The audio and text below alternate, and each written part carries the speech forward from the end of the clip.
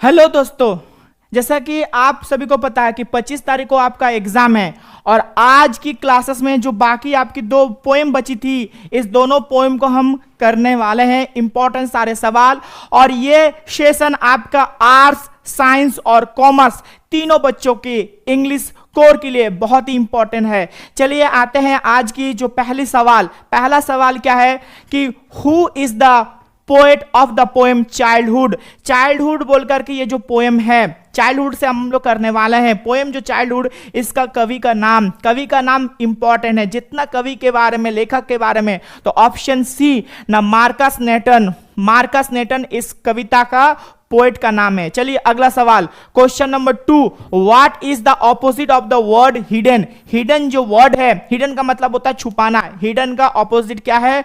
इसका होगा option A, open. और इसका आंसर भी बताते रहिएगा, जितना भी आंसर आपको पता है कमेंट में करते रहिए। चलिए अगला सवाल, question number 3, what questions does the poet ask to himself. ना किस प्रकार का पोएट, हमारे पोएट किस प्रकार का सवाल खुद से पूछ रहे हैं, किस प्रकार के खुद से सवाल पूछ रहे हैं ना, इसका होगा व्हेन डिड। गजब हो गया दोस्तों, गजब हो गया, क्योंकि मैं लेकर आ गया हूं क्लास 11 का कोर्स फ्री। और सिर्फ कोर्स ही फ्री नहीं, बल्कि ऑनलाइन टेस्ट सीरीज भी फ्री, जो झारखंड के सारे विद्यार्थी ऑनलाइन टेस्ट लगा करके अपने तैयारी को इंप्रूव कर रहे हैं। तो आप किस लिए वेट कर रहे हैं? जाइए जल्दी से प्ले स्टोर से मिसाइल क्लासेस के ऐप को डाउनलोड करें, और डाउनलोड करने के बाद क्लास 12 के कोर्स को ज्वाइन करते ही आपको क्लास 11 फ्री में मिल जाएगी। जी हां, आप बिल्कुल सही सुन रहे हैं मेरे दोस्त, क्लास 12 के कोर्स को ज्वाइन करते ही आपको क्लास 11 का कोर्स फ्री में मिल जाएगा। और साथ ही साथ अभी 70% का डिस्काउंट चल रहा है, यानी आप लोगों का 999 रुपया का कोर्स मात्र आपको मिल रहा है 399 रुपया में। और हाँ, 2027 तक पढ़ाया जाएगा। एक बार पे करें और पूरे 2027 तक पढ़ते रहे हमारे साथ, सुबह दोपहर शाम। और हाँ, ज्वाइन करने में कोई भी दिक्कत आ रही होगी, दिए गए नंबर पे कॉल करें और हमारी टीम के साथ पूरा डिटेल्स में इस कोर्स के बारे में चर्चा कर सकते हैं। डिड माई चाइल्डहुड गो, कब मेरा बचपना बीत चुका है, और व्हाई डिड माई चाइल्डहुड गो, कहां मेरा बचपना किया है। यानी दो सवाल ही होगा, बी और सी करेक्ट आंसर होगा, यानी ऑप्शन सी। इसका अगर एक्सप्लेनेशन आपको देखना है, और जरूरी आपका एक्सप्लेनेशन आपको देखना है, कहां पर देखना है? यूट्यूब का जो हमारा जो प्लेलिस्ट पर है, प्लेलिस्ट पर यूट्यूब के ऊपर जो प्लेलिस्ट है, प्लेलिस्ट में जाइए, मिसाइल क्लासेस प्लेलिस्ट में जाइएगा। सारा जो पोएम है, जितने भी पोएम है, इनका एक्सप्लेनेशन स्टोरी वाइज करवा चुके हैं। पोएम, एसे का, सभी का हम करवा चुके हैं। एक्सप्लेनेशन देखिएगा, जल्दी जल्दी करके एक्सप्लेनेशन देख लीजिए। अगला सवाल, क्वेश्चन नंबर 4 क्या है? What is the poem childhood about. ये जो पोएम चाइल्डहुड है, ये किसके बारे में है, किस चीज के बारे में है? आप सभी को पता है कि हमारा पोएट, इनका बचपना बीत चुका है, यानी इनकी बचपना खो चुकी है, इसके बारे में है। चलिए अगला सवाल, क्वेश्चन नंबर 5 करते हैं कि what is the meaning of the word ceased. ये जो वर्ड है सीज्ड, इसका मतलब क्या है? क्वेश्चन नंबर 5 का होगा बी, यानी कम टू एंड एंड, यानी खत्म होना। ठीक है, ऐसा अवस्था आना, यहां से सब चीज खत्म हो जाएगा, खत्म होने का समय आना। चलिए, after what age did the poet realise that he had lost his childhood, यानी किस उम्र में हमारे पोएट को यह लगा कि उनका बचपना गुम हो चुका है। क्वेश्चन नंबर 6 का होगा बी, ना 11 साल। चलिए अगला सवाल, question number 7, the face of an infant symbolizes. ये जो वर्ड है, ये द फेस ऑफ इन्फेंट, इसका मतलब क्या है, इसका तात्पर्य क्या है? तो क्वेश्चन नंबर 7 का सही जवाब आप कमेंट में बताते रहिएगा ना, इनोसेंस के बारे में है। Question number 8, what could the poet not find in the geography book. ना भूगोल की किताब में हमारे पोएट को क्या क्या नहीं मिल रहा है, आप सभी को पता है। हेल और हेवन, यानी नरक और स्वर्ग, इसके बारे में जगह नहीं मिल रहा है, इसके बारे में जानकारियां नहीं मिल रही है। हेल है कहाँ है, हेवन कहाँ है, ये तमाम जो दो चीज हमारी जो कवि हैं ज्योग्राफी का किताब में जब ढूंढ रहे हैं तब इनको नहीं मिला। Question number 9, what does the poet associated adulthood with. हमारे जो कवि हैं ये एडल्टहुड को यानी यौवन अवस्था को किस और के साथ तुलना की है, इसके साथ किसके साथ जोड़ के देखें। क्वेश्चन नंबर 9, क्वेश्चन नंबर 9 का होगा मैच्योर थिंकिंग, यानी परिपक्व विचार, सोच समझ विचार। अगला सवाल question number 10, why are the adults not what they seem to be. क्या बताएं कि हमारे जो बड़े बुजुर्ग होते हैं, जो वो लोग दिखाते हैं वो लोग नहीं करते हैं, यानी they talk and preach of the love but do not act so. ठीक है, एडल्ट के बारे में क्या बताया गया कि why are the adult not what they seem to be, यानी बड़े लोग जो दिखाते हैं वो करते नहीं है। क्या दिखाते हैं, किस चीज और बात करते हैं ना, भाषण देते हैं, बात करते हैं और भाषण देते हैं किसके बारे में, प्यार के बारे में, मगर ये करते नहीं है। अगला सवाल question number 11, what did the poet find out about the hell and heaven, यानी हमारे जो कवि हैं हेल और हेवन के बारे में क्या पता चलता है ना, they could not be found in the geography books, यानी भूगोल की किताब में इनका कोई जगह नहीं है, इनके बारे में कोई जानकारी नहीं है। क्वेश्चन नंबर 12 क्या है, adult seem to be act mostly out of, जो बड़े हैं यानी जो बड़े हैं एडल्ट हैं, ये किस प्रकार से एक्ट करते हैं, किस प्रकार से ये काम करते हैं, इनकी कामों में क्या दिखने को मिलती है, इनकी कामों में जलन दिखने को मिलती है। ठीक, अगला सवाल what did the poet conclude about his lost childhood at the end of the poem, ना हमारे पोएट कविता का जब खत्म हो रहा है अपने बचपना के बारे में, अपनी बचपना के बारे में क्या बताते हैं लास्ट में कि किस प्रकार से अपनी बचपना के बारे में बताती है। क्वेश्चन नंबर 14 का डी होगा, it shifted to his younger sibling, यानी उनकी जो बचपना है, ठीक है, उनकी बचपन यानी चाइल्डहुड डेज ये उनसे जा चुकी है, इनकी चाइल्डहुड डेज इनके पास से जा चुकी है और ये जा कर के उनके छोटे छोटे भाई बहन हैं इनके अंदर समाहित हो चुकी है। अगला सवाल question number 15, which poetic device has been used in the following line, was it when I found my mind was really mind। तो यहां पर किस प्रकार का एलिटरेशन, यहां पर हम बता दिए हैं कि 15 का होगा एलिटरेशन, किस प्रकार का पोएटिक डिवाइस का इस्तेमाल किया गया एलिटरेशन। अभी बताएं कि रिपीटेड ऑफ द साउंड, देखिएगा was आ रहा है, ठीक है, was वाला साउंड आएगा, when वाला भी साउंड आ रहा है, found, when, ठीक है, mind, तो इस तरह से इसको बोला जाता है माइंड, इसको बोला जाता है alliteration, repeated of the sound.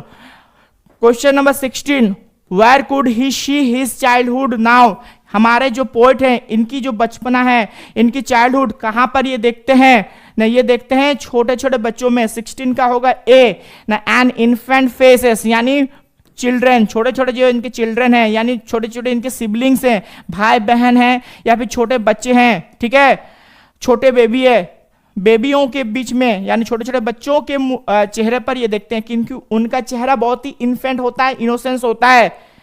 अगला सवाल, what is the difference between an adult and an child, एक एडल्ट, एक पूर्ण वयस्क एडल्ट में और एक बच्चे में क्या अंतर होता है, बताइए क्या अंतर होता है। क्वेश्चन नंबर 17 का, तो 17 का होगा ए, यानी an adult can tell the difference between reality and fantasy while the child can not, यानी एक जो प्राप्त वयस्क एक लोग हैं, इन एडल्ट मतलब प्राप्त वयस्क एक लोग जो विचार कर सकते हैं या फिर बता सकते हैं रियलिटी क्या है, वास्तव क्या है और कल्पना की दुनिया क्या है, इसके बारे में ये बता सकते हैं, जबकि एक बच्चा ये बता नहीं सकता कि कौन सा वास्तव में चीज होती है और कौन सी फैंटेसी यानी कल्पना की दुनिया की बात है।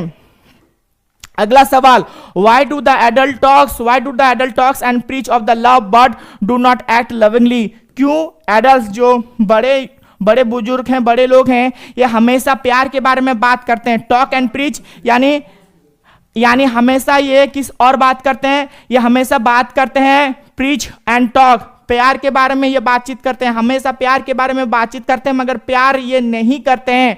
क्वेश्चन नंबर 18 का होगा ए, बिकॉज दे आर हिपोक्रेट, यानी ये दोगले होते हैं। सही वर्ड क्या होगा, दोगले, दो मुंहा व्यक्ति बोलते हैं ना दोगला, तो इनको बोलते हैं दोगले लोग होते हैं।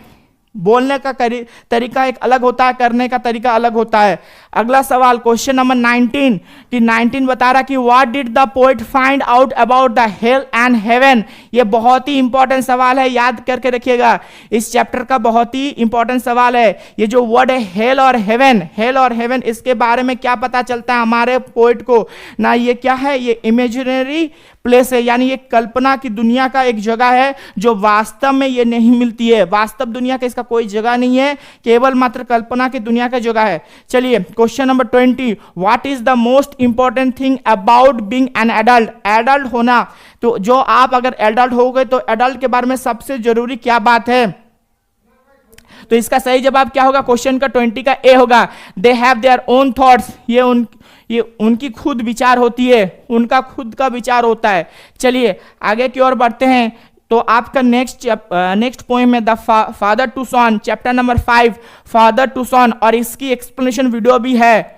इस पोएम का पूरा एक्सप्लेनेशन वीडियो यूट्यूब के ऊपर है, हम ही पढ़ाए हैं, जाकर के उसको देख लीजिए। चलिए इसका इंपॉर्टेंट सारा सवालों को हम लोग एक बार एक एक करके सारे इंपॉर्टेंट सवाल हम लोग कर लेंगे। सारा जितना इंपॉर्टेंट सवाल है इस चैप्टर का, जितना इंपॉर्टेंट सवाल है, तमाम इंपॉर्टेंट सवालों को एक के बाद एक हम लोग कर लेंगे, ठीक है। तो पहला सवाल क्या है, the poet of the father to son is, किसके द्वारा लिखी गई है ना, एलिजाबेथ जेनिंग्स के द्वारा ये लिखी गई है। चलिए अगला सवाल किसके द्वारा लिखी गई है, एलिजाबेथ जेनिंग्स। हमारा जो पोएम है ऑफ फादर टू सन, ये एक पिता और पुत्र के बीच का जो रिलेशन है, पिता और पुत्र के बीच का जो रिलेशन है, इसी को बताया गया है। इसका लेखक का नाम एलिजाबेथ, यानी कवि का नाम एलिजाबेथ जेनिंग्स। अगला सवाल क्वेश्चन नंबर 2 क्या बता रहा है, क्वेश्चन नंबर 2 ना, Elizabeth Jennings is the poet of. Elizabeth Jennings किस कविता की ये पोएट हैं, तो हम सभी को पता है ऑप्शन 2 का सी होगा, सॉरी ऑप्शन 2 का, क्वेश्चन 2 का ऑप्शन सी होगा, यानी फादर टू सन। चलिए अगला सवाल, who is the narrator in the poem father to son. Father to son की जो कविता है, इस कविता में फादर टू सन बोल के जो कविता है, इस कविता का नरेटर कौन है, यानी कहानी, इस कविता की कहानी को कौन व्याख्या कर रहे हैं। हम सभी को पता है कि एक बाप इसका व्याख्या कर रहा है, एक फादर इसकी कविता की व्याख्या कर रहा है। चलिए अगला सवाल, the child refers to dash in the poem father to son. ये जो चाइल्ड है, ये जो बच्चा है, ठीक है, तो किसके बारे में, एक सन का, यानी पुत्र के बारे में बताया, पुत्र के बारे में बताया गया है। चलिए अगला सवाल क्वेश्चन नंबर 5 करते हैं। देखिए what is the poem father to son about. ये जो पोएम है फादर टू सन, ये किसके बारे में है। आप सभी को पता है कि एक बाप और उसका बेटा के बीच का जो रिलेशन है, बाप और बेटा के बीच का जो रिलेशन है, इसको बताया गया है। और जो दोनों का जो रिलेशन है, बाप बेटा का जो रिलेशन है, वो खटास पूर्ण रिलेशन है, यानी दोनों के बीच में अंडरस्टैंडिंग नहीं है, दोनों का रिलेशन एकदम बेकार है, सोड relation between father and son. चलिए अगला सवाल क्वेश्चन नंबर 6 क्या है, who is I in the poem father to son. यहां पर जो आई है, ये आई कौन है, क्वेश्चन नंबर 6 जहां पर बोला गया है कि आई, यहां पर आई कौन है ना, आई का मतलब होता है फादर, आई का मतलब कौन होगा, बाप, फादर। अगला सवाल question number 7 who is unable to understand the childhood in father to son. ये जो फादर टू सन जो कविता है, ये फादर टू सन बोल करके जो कविता है, कौन अपना बच्चों को समझ नहीं पाता है, तो कौन होगा, बाप होगा, फादर होगा। बाप अपना बेटा का जो चाइल्डहुड है, इसमें ध्यान नहीं दिया गया था, इसने अपने बेटे के जो बचपना को ये खराब कर चुका था, इसीलिए बच्चा जब बड़ा हुआ, बाप के बारे में इसका नजरिया बदला और ये समझ हो गया दोस्तों, गजब हो गया, क्योंकि मैं लेकर आ गया हूं क्लास 11 का कोर्स फ्री, और सिर्फ कोर्स ही फ्री नहीं बल्कि ऑनलाइन टेस्ट सीरीज भी फ्री, जो झारखंड के सारे विद्यार्थी ऑनलाइन टेस्ट लगा करके अपने तैयारी को इंप्रूव कर रहे हैं। तो आप किस लिए वेट कर रहे हैं, जाइए जल्दी से प्ले स्टोर से मिसाइल क्लासेस के ऐप को डाउनलोड करें और डाउनलोड करने के बाद क्लास 12 के कोर्स को ज्वाइन करते ही आपको क्लास 11 फ्री में मिल जाएगी। जी हाँ, आप बिल्कुल सही सुन रहे हैं मेरे दोस्त, क्लास 12 के कोर्स को ज्वाइन करते ही आपको क्लास 11 का कोर्स फ्री में मिल जाएगा। और साथ ही साथ अभी 70% का डिस्काउंट चल रहा है, यानी आप लोगों का 999 रुपया का कोर्स मात्र आपको मिल रहा है 399 रुपया में। और हाँ, 2027 तक पढ़ाया जाएगा। एक बार पे करें और पूरे 2027 तक पढ़ते रहे हमारे साथ सुबह दोपहर शाम। और हाँ, ज्वाइन करने में कोई भी दिक्कत आ रही होगी, दिए गए नंबर पे कॉल करें और हमारी टीम के साथ पूरा डिटेल्स में इस कोर्स के बारे में चर्चा कर सकते हैं। सम्मान नहीं दे रहा था। अगला सवाल क्वेश्चन नंबर 8 करेंगे कि who has lived in the same house for years in the poem father to son. न एक ही घर में सालों तो साल दर साल एक ही घर में कौन साथ साथ रहे? हम सभी को पता है कौन होगा, फादर एंड सन। पिता और पुत्र एक ही साल तक एक ही घर में रहे दोनों, और दोनों का बीच में रिलेशन भी बहुत खराब है। Who speak like strangers in the poem father to son. ये जो पोएम है फादर टू सन, इसमें कौन वैसे दो लोग हैं जो किसी अनजान के तरीके से बात करते हैं? हम सभी को पता है कौन होगा, father and son. Father and son revision session है, तो जल्दी जल्दी हम लोग क्लासेस को कंटिन्यू करेंगे, ठीक है। ज्यादा देर तक अभी समय नहीं देना है। आज का जो अभी का समय है बहुत ज्यादा क्रूशियल है, इसको इस्तेमाल कीजिए। अगला सवाल, who is the prodigal in the poem father to son. ये जो पोएम है फादर टू सन, इसमें प्रोडिगल कौन है? फादर, ब्रदर, मदर या फिर सन?